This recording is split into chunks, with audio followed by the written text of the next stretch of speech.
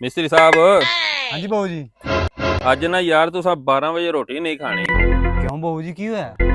अज 12 वजे मैं तुहाडे वास्ते छोटा गोश्त नाल कोक दी बोतल ते नाल खीर। क्या बात है बहू जी। करना तुसा भला की है? हाँ जी बहू जी। अज घंटा एक वध लाना है बहू जी यार, थोड़ा जा काम मुक जे मेरा। बहू जी ਇਹ ਤੁਹਾਂ ਕਿਹੜੀ ਗੱਲ ਕੀਤੀ ਹੈ? ਤੁਸੀਂ ਘੰਟਾ ਕੀ ਅਸੀਂ 2 ਘੰਟੇ ਬਾਅਦ ਲਾ ਦਿਆਂਗੇ। लो फिर मैं तुहाडा रोटी दा इंतजाम करा।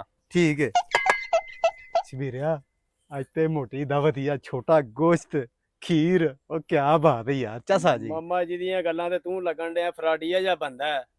ਓਏ ਆਏ ਧਿਆਨ ਨਾਲ ਇੱਟਾਂ ਫੜਾ, ਤੈਨੂੰ ਹਰ ਬੰਦਾ ਫਰਾਡੀ ਹੀ ਲੱਗਦਾ ਹੈ। ਮੈਂ ਨਹੀਂ ਘੰਟਾ ਘੁੰਟਾ ਵੱਧ ਲਾਣਾ ਹੈ ਮਾਮਾ, ਉਹ ਫਰਾਡੀਆ ਜਿਹਾ ਬੰਦਾ ਜਿਹਦੀਆਂ ਗੱਲਾਂ ਉਮਰ ਸਾਰੀ। ਖਾ ਲੈ ਛੋਟਾ ਗੋਸ਼ਤ, ਖਾ ਲੈ ਖੀਰ, ਹੁੰਦਾ ਤੇਰੇ ਵਾਸਤੇ ਲੈ ਗਏ। ਉਤੋਂ ਮਾਮਾ 6 ਵੱਜ ਗਏ ਨੇ, ਭੁੱਖ ਨਾ ਜਾਨ ਨਿਕਲਣ ਡਈ ਏ। ਓਏ ਓਏ ਓਏ ਹਰ ਕੰਮ ਵਿੱਚ ਸੋੜਾ ਨਾ ਪਿਆ ਕਰ, ਆ ਜਾਂਦਾ ਟੈਨਸ਼ਨ ਨਾ ਲੈ। ਓ ਬੇ ਉਹ ਆਉਣੇ ਨੇ ਬੋਰੀ, ਹੱਥ ਛਾਪਰ ਫੜੇ। ਹੁਣ ਸੁਣਾ, ਸ਼ਾਪਰ ਤੇ ਹੈ ਹੀ ਹੱਥ 'ਚ। ਚੱਸ ਆ ਜਾਏਗੀ, ਬੋਟੀਆਂ ਪਾੜਾਂਗੇ। ओए आ जाओ यार। ਬਹੂ ਜੀ ਆ ਗਏ ਅਸੀਂ, ਚੱਲ ਉੱਠ ਚਲੀਏ।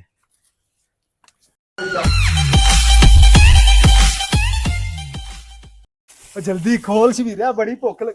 ਖਾ ਲੈ ਤੂੰ, ਬੜੀਆਂ ਤੇਰੇ ਵਾਸਤੇ ਚਾਂਪਾਂ ਲੈ ਗਿਆ ਹੈ।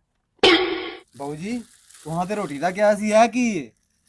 ओ यार बैटरी तेनू की दसा, ओ खीर पका के रखी सी कोठे ते ते ओ बिल्ली खा गई आ। तो हांडी पकाई आ ते ला के थल्ले रखी ते मैं अंदर गया वां ते मगर ओ कुत्ता खा गई।